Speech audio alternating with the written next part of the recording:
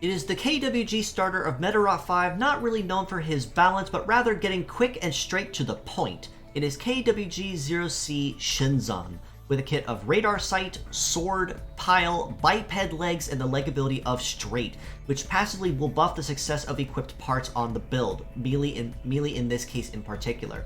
Now, much like all other members of the KWG family that are more conventional and balanced, Shinzan, of course, does not stray far from the norm, aside from, of course, having one different skill in comparison to, say, your traditional radar sight, sword, and hammer. In this case, for Shinzan, Radar Sight is a support-based skill, which will grant a 30% boost to success to himself and all allies across the team, which, as a brief reminder, success ties in your likelihood of landing the hit, and of course the hit also being critical on top of that. Right Arm of Sword is your conventional melee skill you can never go wrong with for its incredible balance, and with that being said, there is honestly no detriment or drawback to using Sword for this reason. Pile, on the other hand, is definitely a higher tier and upper tier melee skill compared to most of the others, and especially if you want to stay in a balanced realm of auxiliary or conventional melee.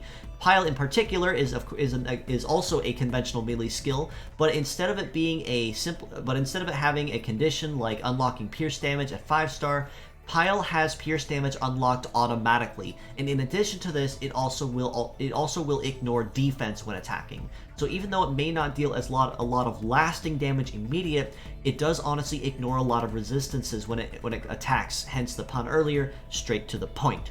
In addition to this, with the leg ability of straight, Shinzan will definitely have no trouble whatsoever when it comes to landing hits, or especially landing critical hits for what he offers. Especially if you want to include the radar sight bonus on top of that, which even further boosts his success. Which means it'll be a rare instance or a blue moon if Shinzan ever misses a target or a target grazes an incoming attack.